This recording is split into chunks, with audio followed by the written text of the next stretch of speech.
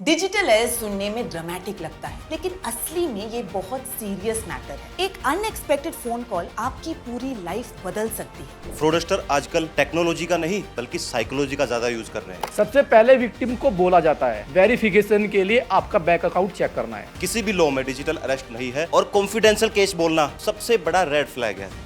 नमस्ते दोस्तों, आज के एपिसोड में ट्विस्ट और टर्न्स हैं, क्योंकि आज हम बात कर रहे हैं एक ऐसे फ्रॉड की जिसमें लोग घर बैठ के फोन पे डिजिटली अरेस्ट हो जाते हैं और इस पूरे सिचुएशन में असली पुलिस कहीं नहीं होती। आज मेरे साथ हैं दो पुलिस ऑफिसर्स जो ऐसे फ्रॉडस्टर्स को पकड़ते हैं। प्लीज वेलकम यूपी पुलिस से मिस्टर अश्विनी कुमार और उत्तराखंड पुलिस से mister Mohit Kumar. Thank you. Gentleman, Vigil army में आपका स्वागत है। Thank you ma'am. Mohit sir, ये आपके लिए thank you Vigil aunty. 2 badge है आपके पास सभी। जी फिक्र मत कीजिए अश्विनी सर, आपके लिए भी है। Okay. Thank you Vigil aunty. Digital arrest सुनने में ड्रामेटिक लगता है, लेकिन असली में ये बहुत सीरियस मैटर है। एक अनएक्सपेक्टेड फोन कॉल आपकी पूरी लाइफ बदल सकती है। क्या आप दोनों इसके बारे में थोड़ा और एक्सप्लेन कर सकते हैं प्लीज? जी, एकदम सही कहा आपने विजिल आंटी। हर डिजिटल अरेस्ट मामले की शुरुआत लगभग सेम होती है, एक अनएक्सपेक्टेड फोन कॉल से। विक्टिम को कॉल आता है, कॉलर खुद को पुलिस, सीबीआई, ईडी या कोर्ट ऑफिसर बताता है। थोड़ी देर बाद के बाद बोलता है आपका नाम एक केस में आया है, ड्रग पार्सल, मनी लॉन्ड्रिंग, फर्जी सिम, अवैध कुछ भी। फिर कॉल को वीडियो कॉल में शिफ्ट कर देता है। स्क्रीन पे नकली वर्दी, नकली आईडी और कई बार फर्जी गिरफ्तारी वारंट भी दिखा जाता है और फिर लोगों को बताया जाता है आपको अभी डिजिटल अरेस्ट किया जा रहा है। और उसके बाद अश्विनी सर? उसके बाद विक्टिम को तुरंत आइसोलेट किया जाता है और निर्देश मिलते हैं जैसे कैमरा ऑन रखो, घर से बाहर मत निकलो, किसी को कुछ मत बताओ, यहां तक कि परिवार को भी नहीं, ये बोला जाता है। अगर किसी को बताया तो केस और बढ़ेगा। मोहित सर, इतनी अजीब इलीगल साउंडिंग चीज लेके लोग भरोसा कैसे करते हैं? देखिए विजिल आंटी, भरोसा करना पड़ता है, उनकी मजबूरी बन जाती है, क्योंकि फ्रॉडस्टर आजकल टेक्नोलॉजी का नहीं बल्कि साइकोलॉजी का ज्यादा यूज कर रहे हैं। वो विक्टिम के 3 इमोशन को टारगेट करते हैं। फियर, जैसे जेल चले जाओगे, आपका नाम खराब हो जाएगा, आपका नाम पूरी तरीके से बदनाम हो जाएगा। अथॉरिटी, मतलब सामने वाला बंदा पुलिस की वर्दी में बैठकर आपको वीडियो कॉल करता है, आपको पुलिस का आईडी कार्ड दिखाता है और पुलिस की भाषा में ही आपसे बात करता है, उसी पुलिस के एटीट्यूड में बिल्कुल आपसे बात करता है, तो आपका विश्वास करना तो जायज है। और तीसरा है आइसोलेशन, मतलब वो आपको बोलेगा कि आपको किसी को बताना नहीं है। अगर आपने किसी को बताया तो आपका केस बढ़ जाएगा, आपके केस की धाराएं बढ़ जाएंगी और आपकी मुसीबतें बढ़ जाएंगी। अभी बात हमारे हाथ में है, अगर हमारे हाथ से बात निकल गई तो बात कोर्ट कचहरी तक चली जाएगी और कोर्ट कचहरी का चक्कर आपको भली भांति मालूम है। अश्विनी सर, जब विक्टिम पूरी तरह काबू में आ जाता है तो फ्रॉड का अगला स्टेप क्या है? उसके बाद फ्रॉडस्टर्स आपके पैसे की तरफ बढ़ता है स्टेप बाय स्टेप। सबसे पहले विक्टिम को बोला जाता है वेरिफिकेशन के लिए आपका बैंक अकाउंट चेक करना है, जैसे नेट बैंकिंग, मोबाइल बैंकिंग आदि। जो डिजिटल एक्सेस होता है सब ड्रेन करवा लिया जाता है। विक्टिम सोचता है वेरिफिकेशन है, पैसा वापस आ जाएगा, पर जब ये सारे डिजिटल सोर्सेज खत्म हो जाते हैं तब फ्रॉडस्टर्स नेक्स्ट लेवल पे जाता है। नेक्स्ट लेवल मतलब? नेक्स्ट लेवल मतलब लॉन्ग टर्म सेविंग्स। विक्टिम से पूछा जाता है सेविंग्स की है, रिटायरमेंट फंड है, एलआईसी है, और विक्टिम को बोला जाता है कि आपको आपकी नियरेस्ट ब्रांच जाना है और वहां पर किसी बैंक अधिकारी से कोई बात नहीं करनी है, फैमिली को कॉल या मैसेज बिल्कुल नहीं करना है, और विक्टिम से ये सारी बातें वहां पर की जाती हैं और जो उसकी मेहनत की कमाई होती है, जमा पूंजी होती है, उसे फ्रॉडस्टर अपने अकाउंट में ट्रांसफर करवा लेते हैं। अश्विनी सर, क्या आपको ऐसा एक केस याद है जो आज तक आप भूल नहीं पाए? जी हाँ है। अभी पिछले 15 दिनों की बात है। एक स्कूल टीचर था, उसके पास एक लड़की के नाम से वीडियो कॉल आती है। जैसे ही वो उसको रिसीव करता है एक वीडियो कॉल आती है, वो भी न्यूड। अब उस समय तो वीडियो कॉल चलती है। अब कुछ दिनों बाद उसके पास एक मैसेज आता है, जो उसकी वीडियो थी वो स्क्रीन रिकॉर्ड कर ली जाती है, वो ही उसके मोबाइल पे डाल जाती है कि ये आपकी वीडियो बन गई है। अब यहीं से हरासमेंट का खेल चालू होता है। हाँ। उसके पास उसका मैसेज आता है कि हम इसको अपने प्लेटफार्म पे अपलोड करेंगे। उससे डिमांड की जाती है 20,000 रुपये की। शुरू में तो वो घबरा जाता है और डिमांड पूरी कर देता है। अब धीरे धीरे उसकी डिमांड बढ़ती जाती है, डिप्रेशन में आ जाता है। अब उसका संपर्क हमसे होता है क्योंकि वो हमारा फ्रेंड होता है। उसने हमसे संपर्क किया, उसने अपनी सारी बात बताई। हमारा नेक्स्ट स्टेप था कि उसको बचाना। हमने कहा कि आपको ट्रांजैक्शन नहीं करना है, लेकिन वो इतना घबराया हुआ होता है कि वो हमारी खुद की बातों पर विश्वास नहीं करता है। पता लगता है कि उससे किसी सीबीआई सीआईडी वालों की कॉल भी आ चुकी होती है, जिसके बैकग्राउंड में पीछे सीबीआई का एक बोर्ड लगा होता है।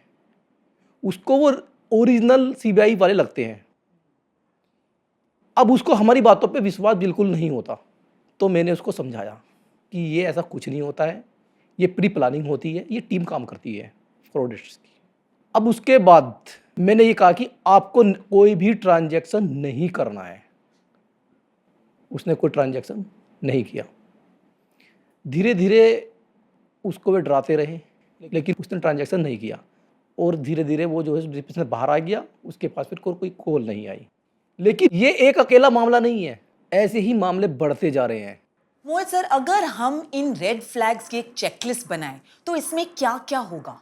देखिए विजल आंटी, अगर इन रेड फ्लैग की लिस्ट बनाई जाए तो ये बहुत बड़ी लिस्ट हो सकती है, लेकिन सरकारी जो अधिकारी और कर्मचारी होते हैं वो कभी आपसे पैसे की डिमांड नहीं करते। देखिए, और डिजिटल अरेस्ट जैसा कोई कानून नहीं है, किसी भी लॉ में डिजिटल अरेस्ट नहीं है, मतलब पूरे भारत में या दुनिया में डिजिटल अरेस्ट जैसा कुछ भी नहीं है। और कॉन्फिडेंशियल केस बोलना सबसे बड़ा रेड फ्लैग है। और अगर कोई आपको डराकर धमकाकर पैसे की डिमांड करे तो वो 100% फ्रॉड है। अगर आपके पास ऐसी कोई वीडियो कॉल आती है या आपके साथ में ऐसा कोई फ्रॉड होता है तो 1930 पर कॉल करके उसकी शिकायत करें या फिर www.cybercrime.gov.in की वेबसाइट पर जाकर उसकी कंप्लेन दर्ज कराएं। मोहित सर, क्या आप हमें बता सकते हैं एक रियल केस के बारे में जो आपने सॉल्व किया हो या किसी और ने सॉल्व किया हो?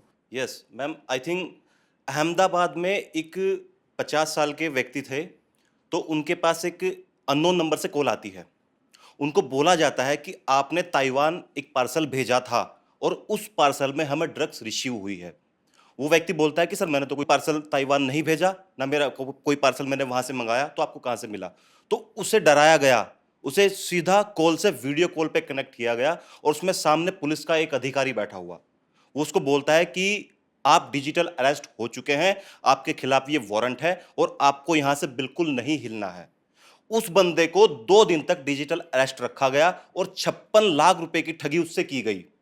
देखिए, मैं आपको बताना चाहता हूं कि जो ये फ्रॉडस्टर होते हैं, इनका माइंड हमारे माइंड से 10 गुना आगे होता है, क्योंकि उनको हर एक चीज पता होती है। मैं ये बताना चाहता हूं पब्लिक को कि कोई 20-21 साल का लड़का डिजिटल अरेस्ट क्यों नहीं होता? बिकॉज उसके पास पैसे नहीं है, उसके पास सेविंग्स नहीं है। कोई रिक्शा वाला डिजिटल अरेस्ट क्यों नहीं होता? बिकॉज उसके पास कोई सेविंग नहीं है। इसलिए वो अपना निशाना बनाते हैं। जो लोग बाहर से जैसे यूएसए से आते हैं, अपने इंडिया में आते हैं, उन लोगों को अपना निशाना बनाते हैं, या फिर जिस किसी के पास करोड़ों की संपत्ति हो उस व्यक्ति को निशाना बनाया जाता है। तो हमें यहाँ जरूरत है अवेयर रहने की, हमें अवेयर रहना है और ऐसे लोगों का निशाना बिल्कुल नहीं बनना है। और इस केस में हुआ क्या? इस केस में यह हुआ कि उस केस में 2 दिन तक उन्हें डिजिटल अरेस्ट रखा गया और 56 लाख रुपए उनसे ठगे गए। सर, पुलिस को पता कैसे चला? पुलिस को पता ऐसे चला, देखो वो पूरी तरीके से पैनिक हो चुके थे, उन्होंने किसी को नहीं बताया था। लेकिन जब फ्रॉडस्टर की पैसे की डिमांड बढ़ी तो विक्टिम ने हिम्मत जुटा के अपनी फैमिली को बताया और उसकी फैमिली ने तुरंत अहमदाबाद साइबर सेल को इस चीज की शिकायत दर्ज कराई और फिर उन फ्रॉडस्टर पर कार्रवाई की गई। आपके लिए एक खुशखबरी, एक I4C द्वारा SOP जारी हुई है, जिसमें अगर आपके साथ 50,000 तक का फ्रॉड हुआ है, आपको कोर्ट कचहरी नहीं जाना, सीधा पुलिस के पास जाना है। पुलिस बैंक से संपर्क करके आपके पैसे वापस दिला सकती है। और असली पुलिस आपकी सेफ्टी के लिए है, ना कि आपको डराने धमकाने और आपसे पैसे की डिमांड करने के लिए। और याद रखिए, असली पुलिस कभी आपको वीडियो कॉल या कॉल नहीं करती, वो डायरेक्ट आपके घर आती है। ठीक है दोस्तों, एक बात याद रखिए, अगर आपके यूपीआई से गलत ट्रांजैक्शन हो जाती है तो 3 घंटे के भीतर अपने बैंक को संपर्क करें और 1800 120 1740 इस नंबर पर शिकायत करें।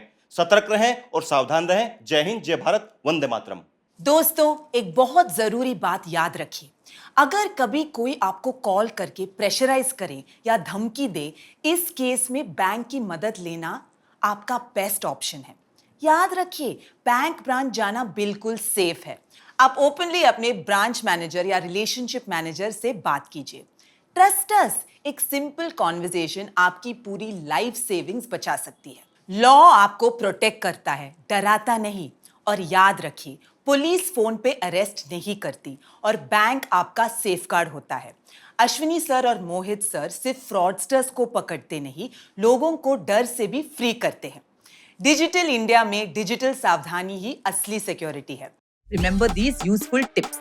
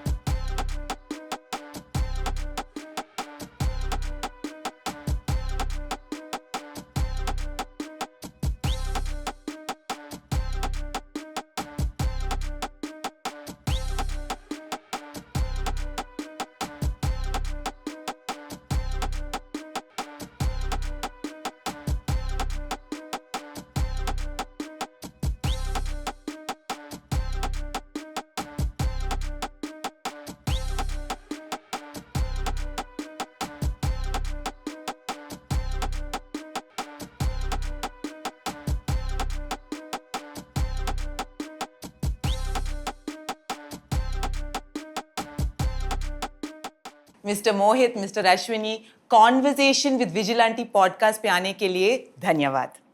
थैंक यू जिलांटी। Until next time, stay safe, stay smart, stay vigil. This is Vigilante signing off. The end? No, nahi. To be continued.